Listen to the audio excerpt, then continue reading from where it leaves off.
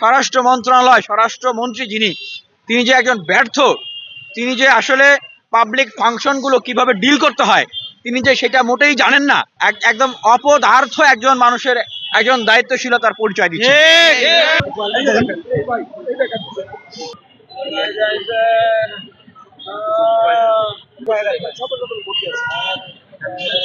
প্রাইমারির ন্যায় স্বতন্ত্র মাদ্রাসাকে জাতীয়করণ করা প্রাথমিক বিদ্যালয়ের মতো, কারণ আমরা 1984 সালে একই পরিপত্রে রেজিস্টার্ড প্রাইমারি এবং স্বতন্ত্র মাদ্রাসা একই পরিপত্রে 500 টাকা অনুদান থেকে শুরু হয়েছে। পর্যায়ক্রমে 2013 সালে 26,193টা প্রাথমিক বিদ্যালয় জাতীয়করণ হয়, আর সেখানে আমাদের স্বতন্ত্র মাদ্রাসা ন্যূনতম কিছুই পায় না। এখন আমাদের হাতে গোনা কয়েকটা প্রতিষ্ঠান আছে অনুদান দেয়, কিন্তু বেশিরভাগই আমাদের প্রায় 8,500 প্রতিষ্ঠান আছে যারা আমরা কোনো টাকাই পাই না। আমরা 40 বছর যাবত বিনা বেতনে আমরা এই সার্ভিস চালাই যাচ্ছি। যারা শিক্ষক আছেন, আমাদেরকে যারা পাঠদান করেন, আমরা বলি যে শিক্ষকরা হচ্ছেন জাতির বিবেক, সবচেয়ে সম্মানের জায়গা। আমরা যে নতুন বাংলাদেশকে চাই, সেই বাংলাদেশে শিক্ষকরা রাজপথে মার খাবে তাদের অধিকার আদায়ের আন্দোলনে। এর চেয়ে লজ্জার, এর চেয়ে মানে কি বলবো জঘন্য রকমের দৃশ্য, এর চেয়ে ব্যর্থতা আর মানে বড় ব্যর্থতা আমার মনে হয় যে আর কিছু হতে পারে না। আমরা মনে করি যে বর্তমান সময়ের যারা উপদেষ্টা রয়েছেন, সরকার যারা পরিচালনা করছেন, তাদেরকে খুব ভালোভাবে চিন্তা করা উচিত।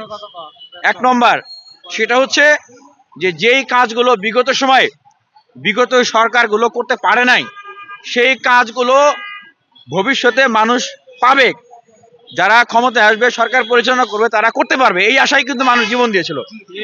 কোনো সীমাবদ্ধতার কারণে যদি আপনারা সেগুলো না করতে পারেন, আপনারা তাহলে আন্দোলনকারী গ্রুপ গোষ্ঠীগুলোর সাথে বারবার বসতে হবে, তাদের সাথে আলোচনা করতে হবে, তাদেরকে বুঝাতে হবে যে আমরা এখন পারতেছি না, 2 মাস পরে করব, 2 মাস পরে পারতেছি না, আমরা 6 মাস পরে করব, বা আমরা ইন্টারিম গভর্নমেন্টের সময় আমরা এটা করতেই পারবো না, এটা করতে আরো সময় লাগবে। এভাবে আপনাদের সাথে কি বসছিল, আলোচনা করছিল?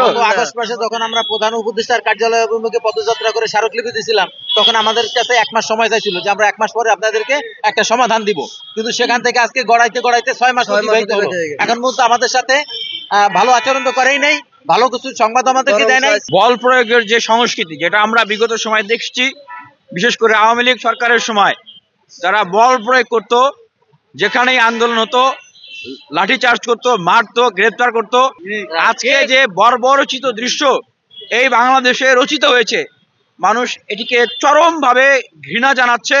এবং এই স্বরাষ্ট্র মন্ত্রণালয় স্বরাষ্ট্রমন্ত্রী তিনি যে একজন ব্যর্থ, তিনি যে আসলে পাবলিক ফাংশনগুলো কিভাবে ডিল করতে হয় তিনি যে সেটা মোটেই জানেন না। আমি বলবো যে উনি একদম অপদার্থ একজন মানুষের একজন দায়িত্বশীলতার পরিচয় দিচ্ছে। আমরা বিগত সময় দেখেছি যে অনেক আন্দোলনকেই আওয়ামী লীগের আন্দোলন বলে ট্যাগ দেওয়া হয়েছে। এখন কথা হলো ভাই, কোথাও যদি আন্দোলন হয়, সেই আন্দোলনের সুযোগ তো আওয়ামী লীগ ছাত্রলীগ নিতে চাবেই। আন্দোলন করার জন্য মানুষকে কেন রাজপথে নামতে হবে, এটাই তো আপনাদের ব্যর্থতা। এবং বিভিন্ন গোয়েন্দা সংস্থা রয়েছে, তারা কি করে? তারা কি ঘাস কাটে না বৈশা নাকে তেল দিয়ে ঘুমায় না আঙ্গুল চষে? একটা সমস্যা এটা কতটা যৌক্তিক, কতটা বাস্তবসম্মত, সেটা তো সরকারের কাছে উপস্থাপন করতে হবে। কেন মাঠে নামতে হবে? মাঠে নামার আগেই তো এগুলো সমাধান করার কথা, আলোচনার টেবিলে বসার কথা। আমার মনে হয় যে আমাদের যারা উপদেষ্টা মহোদয়রা রয়েছেন, তাদের আসলে এখন আলোচনার টেবিলে বসার আর সময় নাই। তারা কি নিয়ে ব্যস্ত, এইটা এখন মনে হয় জনগণ তাদেরকে প্রশ্ন করার সময় হয়েছে। স্বরাষ্ট্র মন্ত্রণালয় স্বরাষ্ট্রমন্ত্রী, আপনার উদ্দেশ্যে বলছি, আপনি এই যে শিক্ষকদের উপরে লাঠি চার্জ করেছেন, আপনি শিক্ষক মন্ডলীদের কাছে, আমাদের এই জাতির বিবেকের কাছে, এই সম্মানের কাছে আপনি ক্ষমা চাইবেন। আপনাকে ক্ষমা চাইতে হবে। আপনি যদি ক্ষমা না চান, তাহলে আপনার পদত্যাগের দাবি জানাবো আমরা।